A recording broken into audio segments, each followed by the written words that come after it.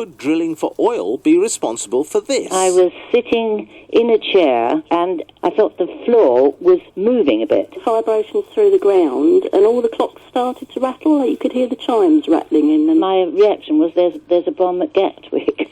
Well, in fact, it was an earthquake, magnitude 2.7 earthquake, so not particularly strong, but it was only 5 kilometres under the ground, and it rattled homes on the Sussex-Surrey border on Sunday lunchtime, just north of Gatwick Airport. This morning, there are concerns that that tremor could have been caused by activity at the UK oil and gas drilling site at Horse Hill, less than a mile away. I want to be really sure that we're not bringing in any potential risks of earthquakes. We're in such close proximity to people's houses with the wells that they're drilling.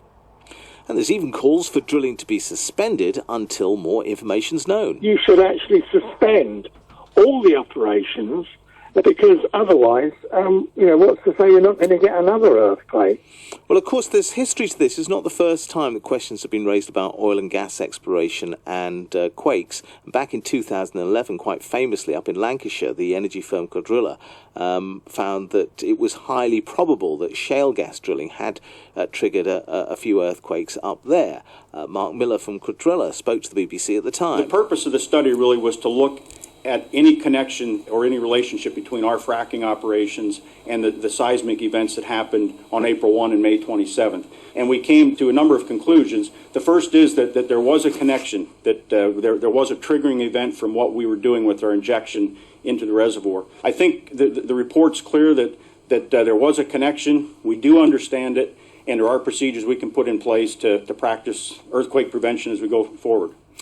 And, of course, we ought to say that actually the drilling in Lancashire rather different to the drilling here. In Lancashire, it was so-called fracking, shale gas testing. Here, it's flow testing. Nonetheless, we asked UK Oil and Gas for a comment, and basically asking the question, locals are worried. What can you tell us? What can you reassure us? We were on to them through most of yesterday, and we did speak to them, and they did promise some sort of a statement, but I have to say we're still waiting for that statement. So we can't give you the position of UK Oil and Gas this morning. But let's talk more to Lisa Scott, who lives near Horse Hill and joins us now. Hello, Lisa. Hello there, how are you? Hi, I'm well, thank you. Did you actually feel the earthquake at all on the weekend? Yeah, I certainly did. What was it like? Well, I was standing in the kitchen and there was just this kind of flash and massive shudder, and I had no idea what it was. My partner yelled down from upstairs in absolute panic, what on earth is going on, came flying down the stairs and to try and make sure that I was okay. And then it didn't last very long, did it? We heard from people the next day, actually, when I was on the radio the next day. A load of people rang in from that area saying they'd felt it, didn't quite know what it was. I mean, was it fairly obvious to you that it was an earthquake? I'd not personally experienced one before, but asking people, neighbours, looking on the local social media groups, it was clear that a lot of people had experienced it. It wasn't just me, so I started looking further into it and put two and two together. Right, okay. Now, the fact is that in this very area where the earthquake was, they are drilling for oil at the moment. Does that worry you? It does. It worries me a huge amount. I know that they did an acid flow test there at Horse Hill in 2017 at 3 depths. And according to the company, if you look at their current application for the next phase, if you tie the data back to the acid that they used, would travel into the rocks about 6 metres. That's the height of a house. And if you've got a hole that's being created low down in the strata that's dissolving the rock and removing them, that sounds questionable to me. I want categoric proof that there's no risk to our homes.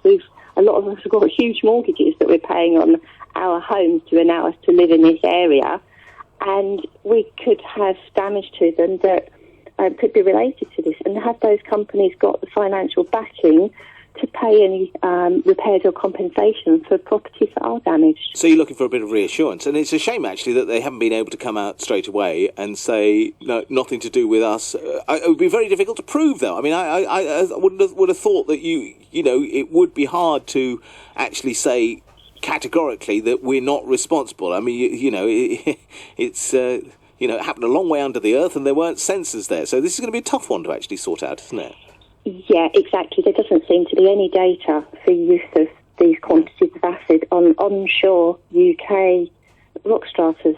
Well, I tell you what, I mean, obviously we're waiting to see what UK oil and gas actually say to us. In the meantime, let's have a word with, thank you, Lisa, let's have a word with Keith Taylor, who's the Green MEP for the South East region. Maybe people putting, the old 2 and 2 together and coming up with 5 here, Keith. I mean, the fact is it may be just a coincidence they're drilling for oil nearby. Well, yes, it may well be, and certainly I wouldn't be saying there's a definite causal link. But I think given that the earthquake was the first that Surrey had seen for 250 years, I think there's an understandable concern. And I think what we need to do is get the Department for Business, Energy and Industrial Strategy and the Environment Agency to actually have an investigation, an urgent investigation, to see what they can find. Now, there is a certain conflict between what the British Geological Survey provide as the epicenter and the US Geological Survey. They're both slightly different epicenters, but in fact, the point is that this is an area of the Weald that the industry has sights on turning into an oil field. There's operations at Horse Hill, at Brockham, at Leith Hill, and they're within a stone's throw of where the epicenters were given to be. Right, okay, but I think earlier on we were hearing you calling for a suspension. That sounds a little bit OTT, doesn't it? Well, I don't know really, Neil. I mean, you said earlier that it was 2.7 on the Richter scale. And you mentioned, in fact, that the Lancaster earthquake led to the suspension of operations. Well, the Lancaster earthquake was 2.3, so the one in Surrey was bigger.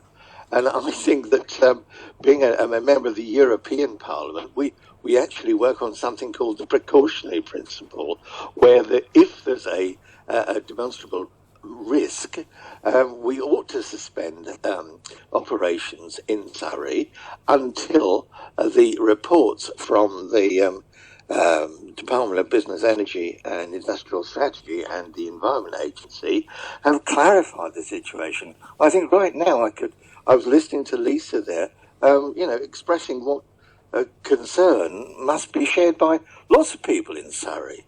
And I share it too.